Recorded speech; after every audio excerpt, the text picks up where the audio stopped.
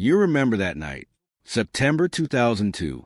A young woman walked onto the stage at the Kodak Theater in Hollywood, and for a few minutes, the whole country went quiet. Not because of the competition, not because of the prize money, but because something rare was happening on live television. Kelly Clarkson opened her mouth, and every single person watching felt like she was singing directly to them. That voice, that smile, that moment, it stayed with you. What most people never saw, what the cameras couldn't reach, was the weight she was already beginning to carry. And what unfolded in the years that followed is one of the more quietly extraordinary stories in modern pop music.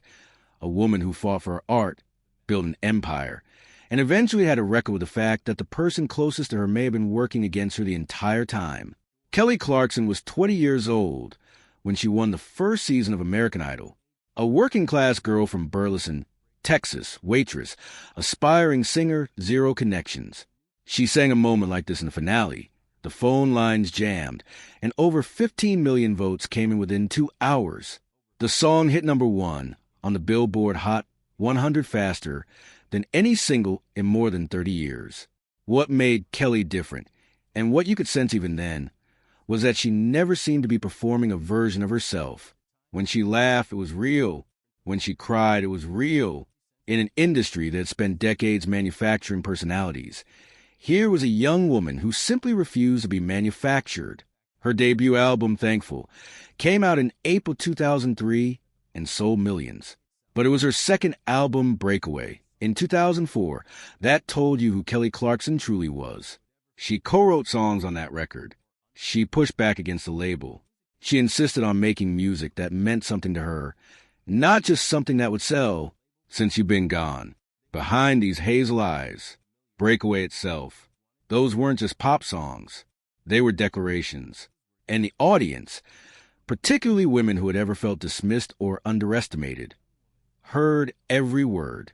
She was, in those years, one of the most genuinely beloved figures in popular music, not because of scandal, not because of spectacle, because she felt like one of us. Behind that image, things were considerably more complicated. The music industry in the early 2000s was not a kind place for a young woman trying to maintain creative control.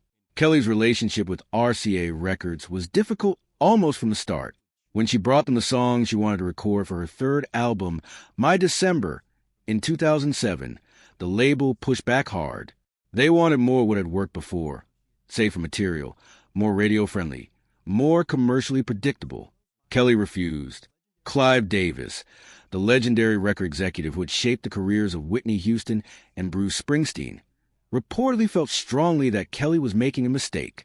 According to people familiar with those conversations, the disagreement became deeply personal.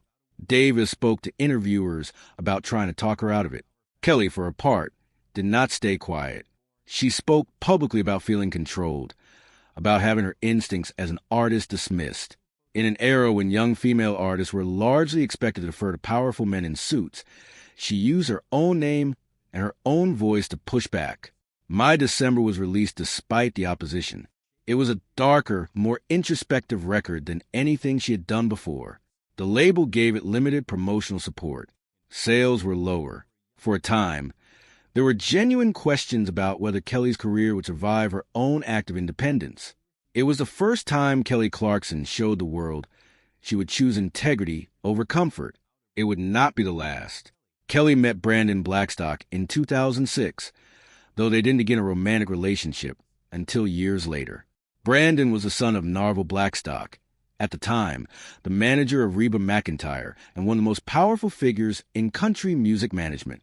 Brandon himself worked in the industry, eventually becoming a talent manager.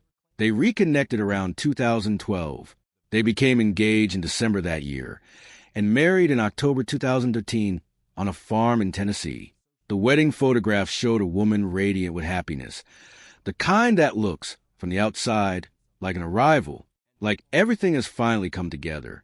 For a time, it seemed to be true. Kelly spoke about Brandon with unmistakable warmth in interview after interview. They had 2 children together, River Rose, born in June 2014, and Remington, born in April 2016. She spoke openly about how much she loved being a mother, how her family had given her an anchor she had never felt before. But here is what was happening that the cameras never showed. Brandon Blackstock had become Kelly's manager.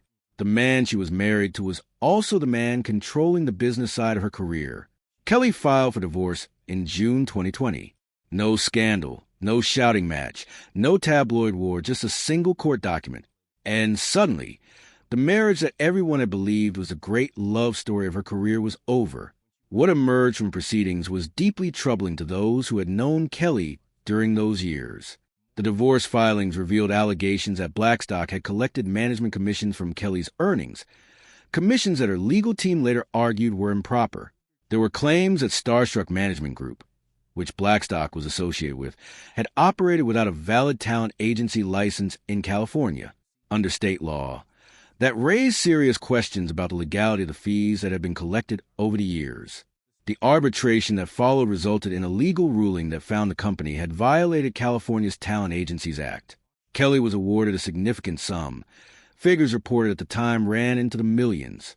For many observers, it was a vindication of what her legal team had argued from the beginning. But the detail that changes the way you see this whole story isn't the money. It's what Kelly said quietly in interviews given years after the divorce was finalized, how long she had known something was wrong, and how long she had stayed silent about it. According to people close to Kelly during those years, she had become aware of concerns about the management situation well before she filed for divorce. But she was also simultaneously a wife, a mother, a woman who had built her entire public identity around the idea of loyalty and love and making things work. She stayed. She tried. And the emotional cost of holding together a private reality that didn't match the public image was, by all accounts, immense. People who have worked with Kelly Clarkson over the years, musicians, producers, crew members from her touring years, speak about her in a way that is remarkably consistent. They talk about a woman who remembered names, who asked about your family, who showed up early and stayed late and never, through all the years of fame and pressure and industry battles, developed a coldness that success so often brings. There's a story told by more than one person who was present during the breakaway touring years. After a show, a young woman came backstage. She was not press. She was not industry. She was a fan who had somehow gotten through, and she was crying, not out of excitement, but out of something heavier, something personal. By all accounts, Kelly sat with her, not for a photograph, not for a moment, for a real conversation. She was late to the bus. Her team was waiting. She stayed anyway. That is not the story of a manufactured celebrity. That is the story of a person. And when the divorce became public, when the legal filings began to reveal the financial complications and the slow unraveling of something that had been presented to the world as solid and whole, the people who knew Kelly best were not surprised that she had held on as long as she had. They were surprised, as one person close to her put it, that she had carried it so quietly for so long. Because Kelly Clarkson, for all her openness, had learned early. Raised by a single mother after her parents' divorce when she was 6 years old, she had come to understand that you do not show the wound until you are sure it is healed. The divorce from Brandon Blackstock was finalized in November 2022, more than 2 years after Kelly had filed. 2 years of legal proceedings, financial disputes, co-parenting negotiations, and a public silence that was, given what was being alleged, remarkable in its dignity. She did not give angry interviews. She did not use her platform to settle scores. She moved her children and her life from the Montana ranch, which itself became a point of legal dispute, with Brandon seeking to remain on the property, back to Los Angeles, and then eventually to New York, where her talk show relocated. The Kelly Clarkson Show, which launched in 2019, became almost immediately one of the most warmly received daytime programs in years. Not because of manufactured drama, because audiences recognized in the woman sitting behind that desk someone who had been through something real and had come out the other side still laughing, still kind, still herself. The contradiction at the heart of Kelly's story is this.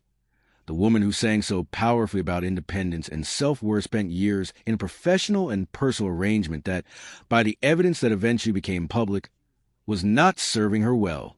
She knew, on some level, and she stayed, not out of weakness, but out of the same fierce loyalty that made her beloved in the first place. That is not a failure. That is a human being. That is what it looks like when someone who loves deeply also has enough grace not to burn everything down when the love stops working. The audience that fell in love with Kelly Clarkson in 2002 loved her because she was real. What we've learned in the years since only confirms what you already sensed back then. The realness was never an act. It was all she had, and it was always enough.